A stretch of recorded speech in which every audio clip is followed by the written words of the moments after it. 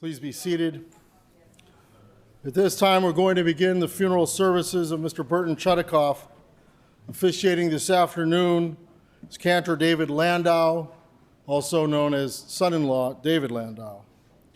As a gentle reminder, please be sure that your phones have been turned off as we begin the sacred funeral ceremony.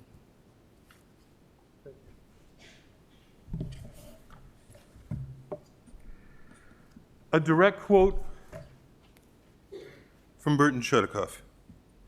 I want to inspire my descendants based on my family history dating back to 1870. My extended family was spread throughout small communities in rural, central, and northern Wisconsin. Like myself, my ancestors proudly maintained their Jewish identity despite being surrounded by non-Jews. We shared our Jewish heritage with the communities, and we felt well accepted and included. And yes, I'm blessed to be married to Bert's eldest, Sharon.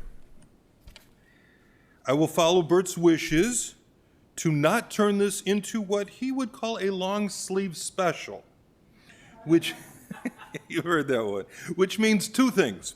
One, I may disappoint and or insult almost everyone here in person and over Zoom by completely passing over people, places, events, and things that were very important to Bert and truly made Bert happy. And two, I will make Bert happy because this entire chapel service will last less than his very clearly prescribed 30 minutes. The timer's on. Okay, now that being said, there will be a Shiva service here following this service, and you'll have an opportunity to fill in those significant details at both today's Shiva and future Shivas. See the Chicago Jewish Funerals website for details on the virtual Shivas that we will have tomorrow night and Sunday and Monday from 7 to 8:15 p.m. Funerals are always difficult, but with Chicago Jewish Funerals, I've had 30 years of funerals handled expertly in every way by people who've been both knowledgeable and caring, giving love and every possible help to families that I've worked with. Today's service being in no way an exception. So thank you, David Jacobson, and your great staff. Okay. In 1898, Herman Label Chudacoff was born in Russia and later lived in Appleton, Wisconsin.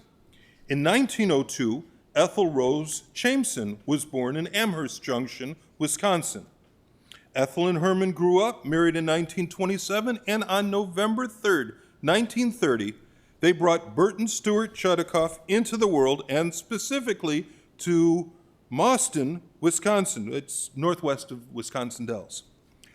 Bert, as most of us knew him, Dad, as those of us most fortunate knew him by. Out of love and respect, I got to call him Dad, and Grandpa Bert, or Great-Grandpa Bert, as the latest generation knew him by.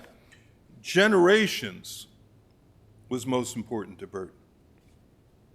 And of course, generations is what Bert began with Yvette Lewis Stetson. Joseph Stetson and Ann Mardell Stetson's beautiful daughter.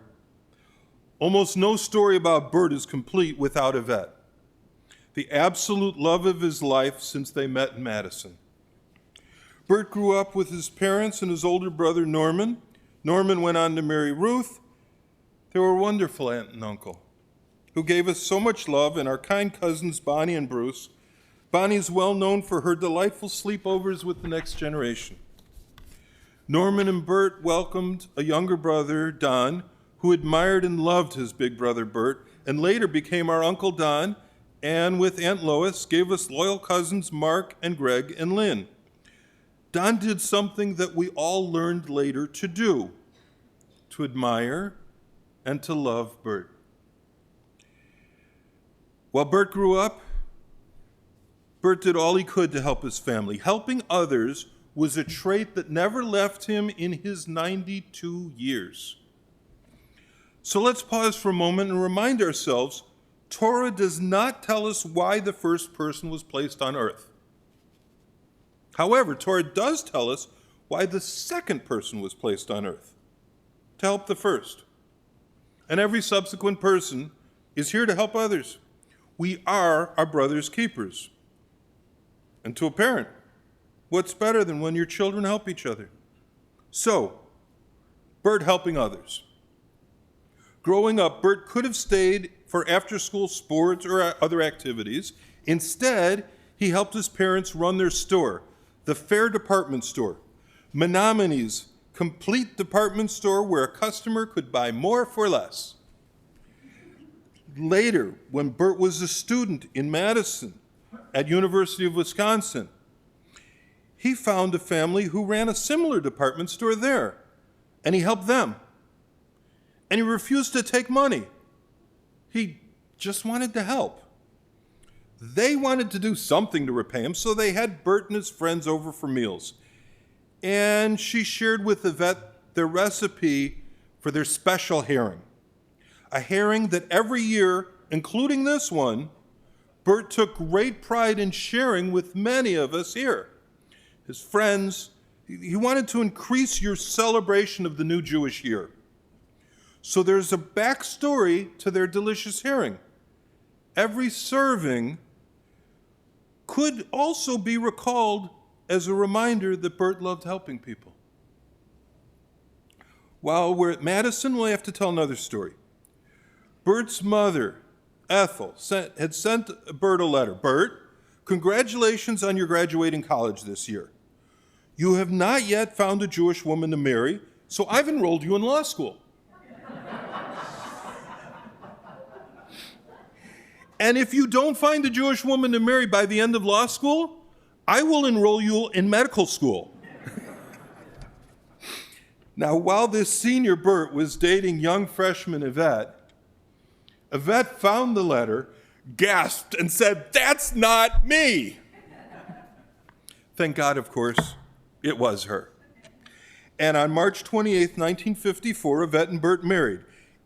If it wasn't her, there are many of us here, me included, who would not have found the wonderful spouse that we have as the love of our lives. And many more of us here would never have been born. I have had the most wonderful years with their eldest, Sharon, and I look forward to our golden years together. Laura got their next born, Glenn, and Mark got their youngest, Anne. Each of us found in our spouses a wonderful person who is our Ezer Kenegdo, our partner that we were made to be helpmates to. Bert was considerate. He thought long and hard about how to make others happy. He would literally stay up nights trying to think of ways to make everyone happy. If he found someone or something that was, if he found something that was unusually good, he would try to get extra, and then he enjoyed sharing those with his friends. Bert wanted to please his family, his friends, his community, and the country as a whole. When considering how blessed he was, he would say, "Thank God life isn't fair." And after that, he would try to figure out how others could get a good education, a good job, a good home, good health care. He cared deeply about people. He loved to help. Just a week ago, Bert told me some things he thought I should know and insisted that I learn. And he insisted that I learn them now because he wouldn't be around next week. He was, at the time, completely lucid, seemingly in pretty good health. Why? Where are you going? He knew. I should have believed him. But it wasn't the first time that he said something like, "At my age, you don't buy green bananas." But it was somehow more prescient this time. Don't get me wrong, Bert loved life. A lot. But not so much anymore. He just had enough, and he missed his wife. He loved to help so much that near the very end, while he was in the hospital and not communicating at all, my daughter Jamie said to him, "Grandpa, we need your help." And for that, he came to and listened as she explained that he had a choice. There were infections that would kill him, or if he took antibiotics, he would live. He said, "I want to die." And then he laughed at the joy of getting to reunite with his beloved Yvette and at the seeming absurdity of their discussion. "What an incredible conversation," he said. And then he waved goodbye.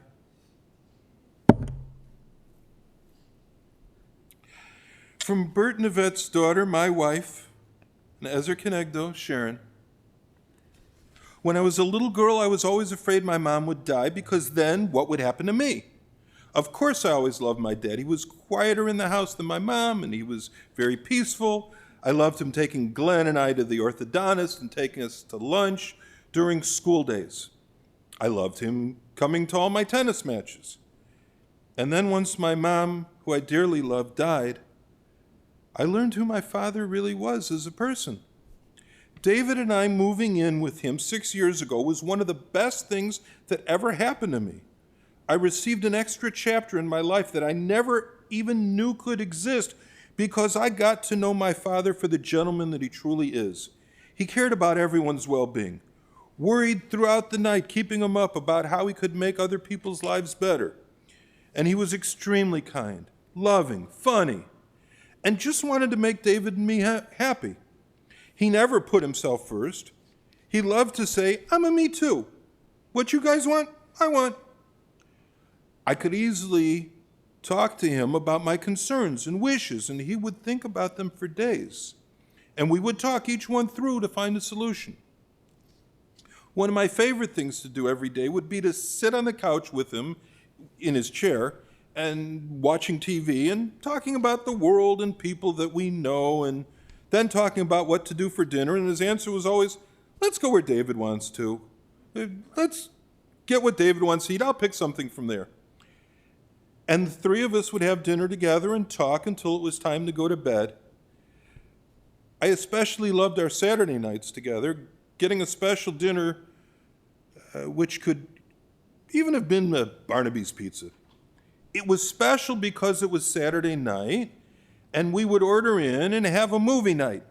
Picking the movies was just as much fun as watching them and talking about them the next day. Grandpa loved all his children, his grandchildren, his great-grandchildren, and my mom.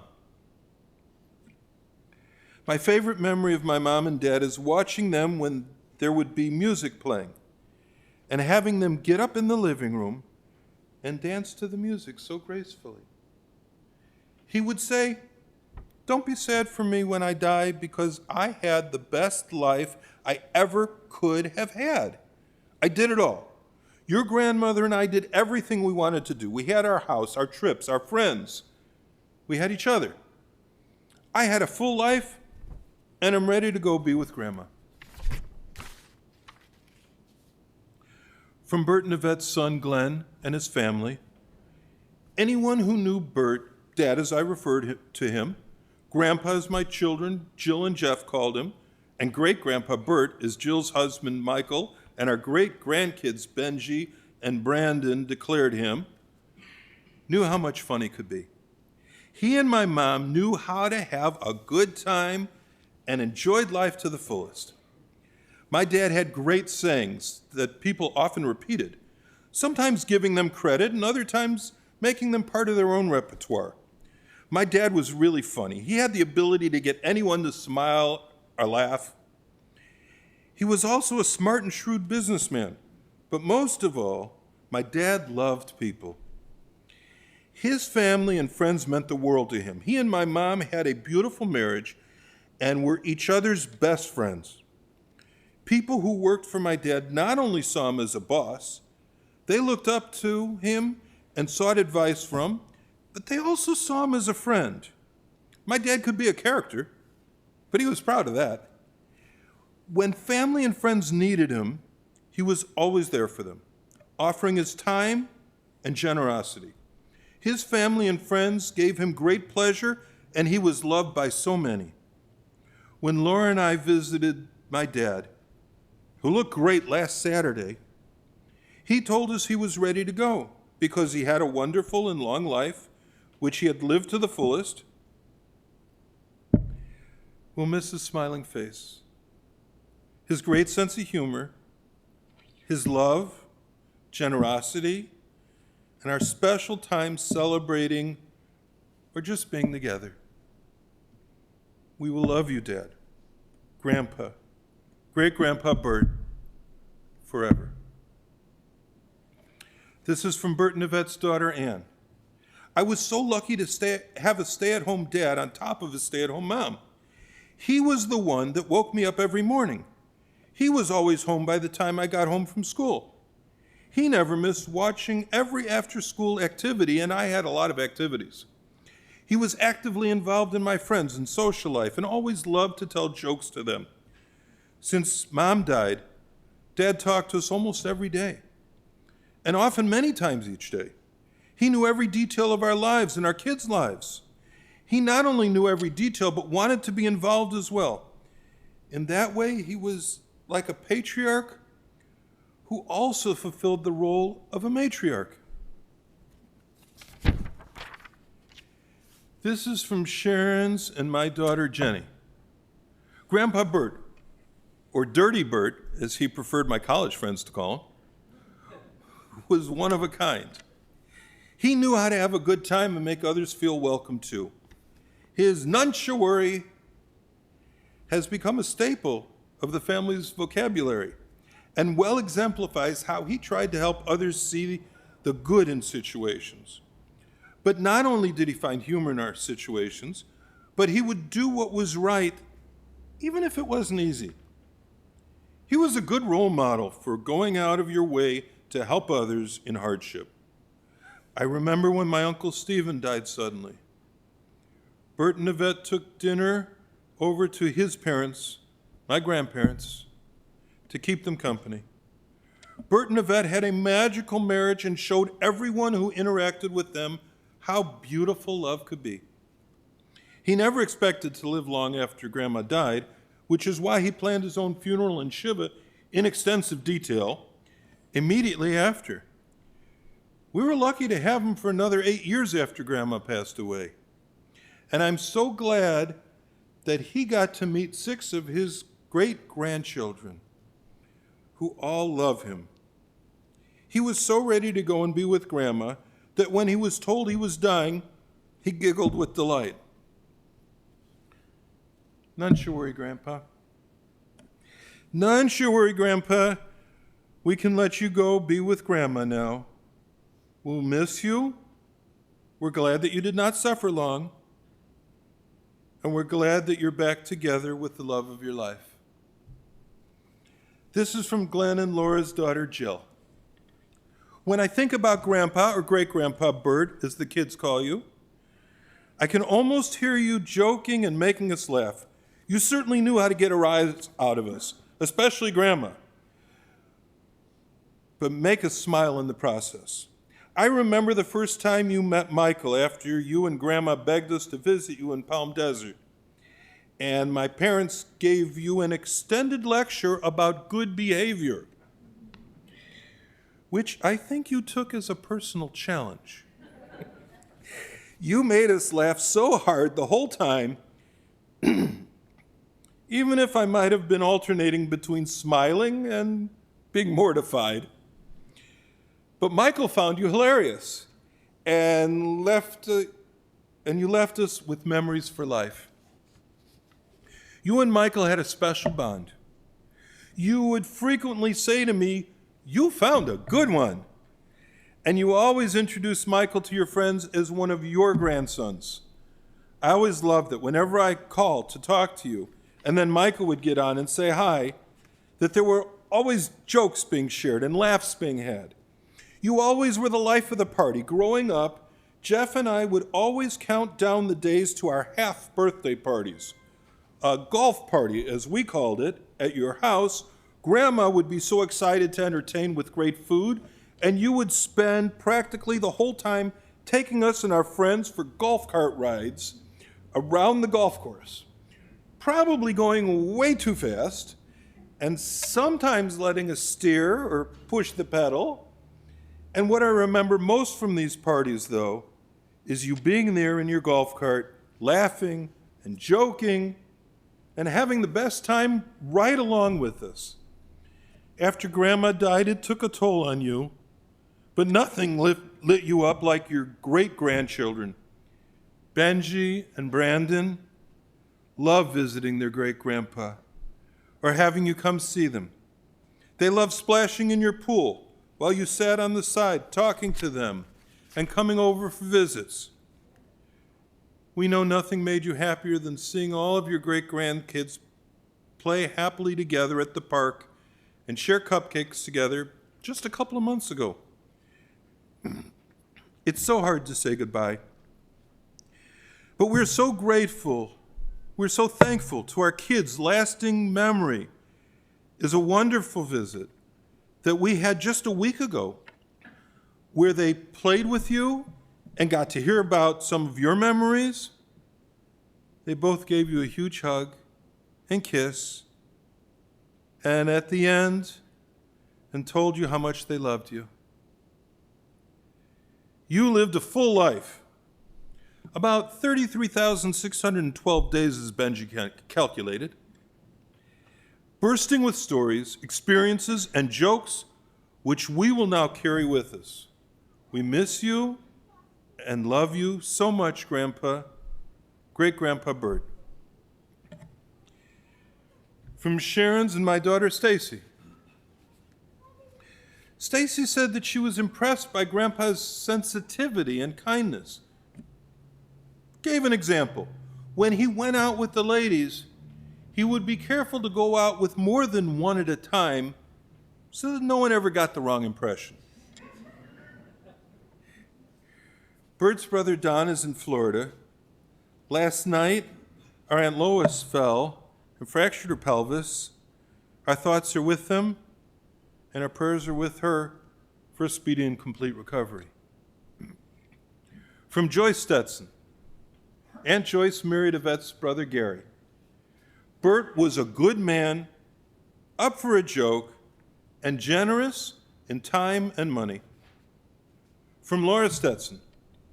Aunt Laura married Yvette's brother Philip. May his memory be for a blessing. Bert always said, "You know I'm an old man. I love an old life." He was peaceful when he left. Bert and Yvette were very special. Philip and Bert's relationship was more like brother and less like brothers-in-law. Bert was a valuable family support when Philip passed. Philip Stetson got to know and love Bert when they worked together as young men at Stetson China in Lincoln, Illinois. Many years later, Philip wrote a beautiful letter to Bert in celebration of Bert's turning 80. Uncle Philip was too ill at the time, so his son Mark Stetson delivered it. Ask Mark to read the letter sometime. Here's a short quote. In retrospect, the 7 years I worked with Bert were the years we learned how to use our minds to analyze the situation, evaluate potential solutions, and then make swift decisions. When wrong, we paid the consequences or made adjustments, but we kept moving. Mark Stetson. Bert always looked forward to talking with Mark. Bert loved the time they spent deeply communicating together.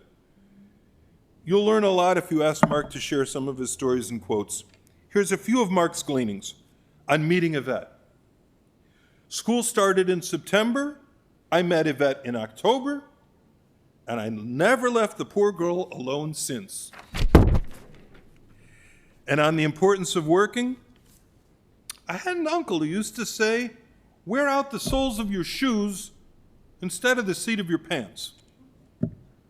Work hard and get lucky. Was Bert the life of the party? You know that he was. Let's hear from the person who knew him best in life.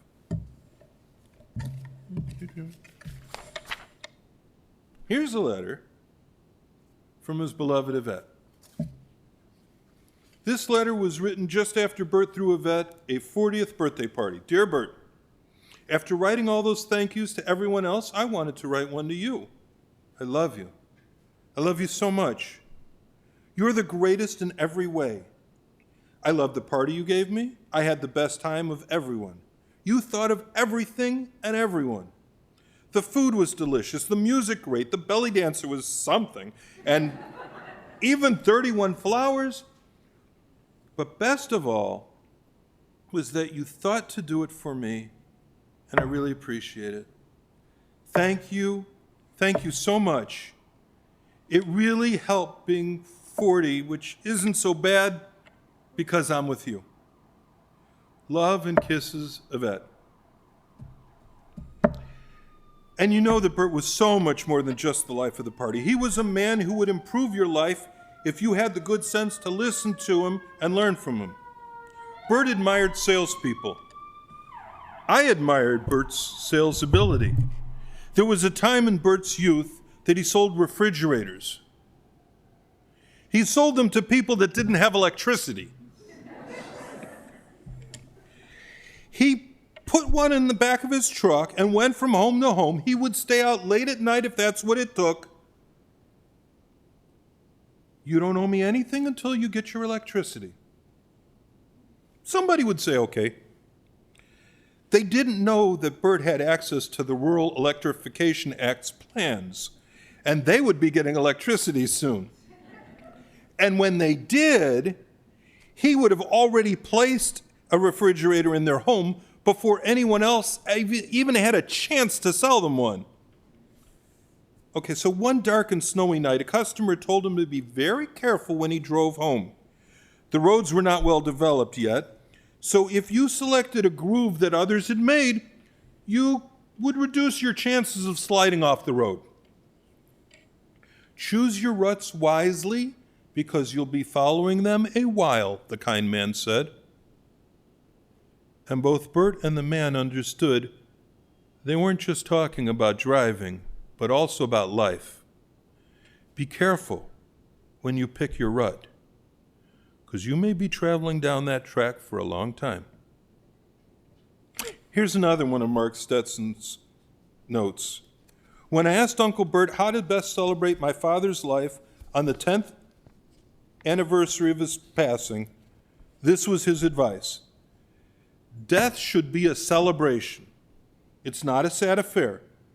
Celebrate him in whatever way feels right.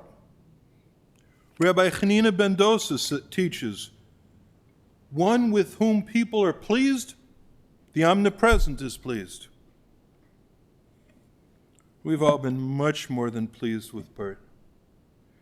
We have and will continue to love him, and we have been reassured, so does and so will God. I so cherished my time with Bert. I got to understand where some of my wife Sharon's wonderful traits came from. And in Bert, I gained a friend. Yes, out of respect and out of love, I called him Dad, but he really treated me more like an older brother. So I hope you'll indulge me as I thank him in song. Daniel is traveling tonight on a plane. I can see the red tail lights heading for Spain. Oh, and I can see Daniel waving goodbye. God, it looks like Daniel must be the clouds in my eyes. They say Spain is pretty, though I've never been. And Daniel says it's the best place he's ever seen. Oh, and he should know he's been there enough. Lord, I miss Daniel. Oh, I miss him so much. Oh, Daniel, my brother, you are older than me. Do you still feel the pain of the scars that won't heal? Your eyes have died, but you see more than I. Daniel, you're a star in the face of the sky. Daniel is traveling tonight on a plane. I can see the red tail lights heading for Spain, oh, and I can see Daniel waving goodbye. God, it looks like Daniel must be the clouds in my eyes. Oh, God, it looks like Daniel must be the clouds in my eyes. Let's do two things now. One, revisit Bird's words and think of them as we, too, read the words from JUF Centennial Continuum. All right, here's Bird's words again. I want to inspire my descendants based on my family history dating back to 1870. Like myself, my ancestors proudly maintained their Jewish identity. Despite being surrounded by non-Jews, we shared our Jewish history, our Jewish heritage with the communities, and we felt well accepted and included. Sorry about that. So here's JUF's letter. It's dated October 30th, 2013. Yvette and Bert Chudacoff, 799 Highland Place, Highland Park, Illinois. Dear Yvette and Bert, it was real nice seeing you. Living in the city makes it so much harder to see suburban folk. I do miss my trips to Sunset, where eventually you run into everyone you know. Bert, what a nice thing you're doing. The Jewish community will benefit from the insurance policy you are taking out to fund a campaign endowment gift in perpetuity. And you will serve as a real role model to your children and your grandchildren. Thank you. My hope is that we don't cash in for many, many years to come. You'll hear from us when all the documents are received, and I hope you'll make a trip into the city to see your names on the donor wall at the Foundation building. Have a wonderful winter in California with warm regards, Donna. Bert also wished that his children and grandchildren and great-grandchildren would continue to give to our community as he did. I assured him that they were, and they would continue to do so. And this final prayer of today suggests that Bert, who is on the path to his next world of being, for whom we are praying, and for whom we will do and give tzedakah, so that in this world he will be an inspiration to action, and a sacred memory, and so that in the Garden of Eden, his soul will have complete and perfect rest. If it's comfortable for you, please rise for this El Male prayer.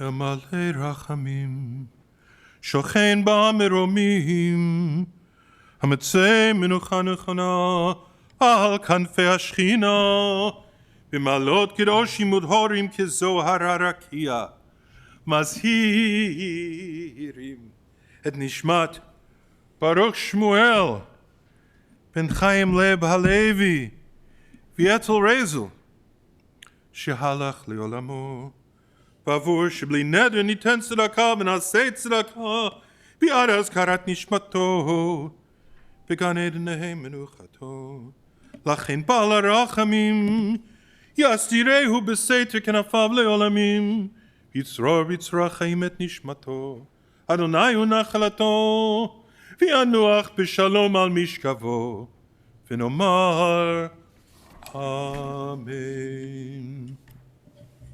Thank you.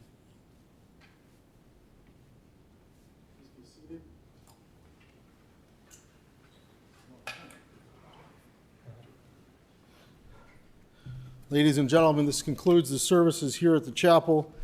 Everyone is invited to go to the North Chapel for the family to be together. That'll just be in a few moments. The virtual Shiva information is on the service folder. Memorial contributions to the Jewish United Fund or Eitz Chaim Center for Jewish Living would be appreciated. For those of you who are joining us online, all that information can be found on our website. This time I invite everyone to please rise and stand in place as we escort Burton Chudacoff from the chapel. And we'll just wait a moment. We'll have the family go into another room, and then everyone can go into the North Chapel.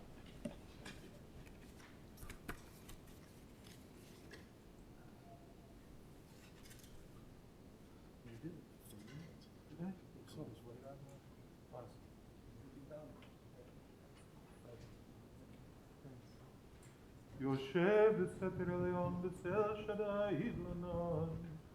עמל אדוני מציל צדקי, אלוהי יפקו. יהיו ישלחה, ישלחתי הכל, מדבר הכל, אמרתו יעשו, תתחת כנפתיכם, תנא בסותנו עמיתו. Please remain standing just for another few moments.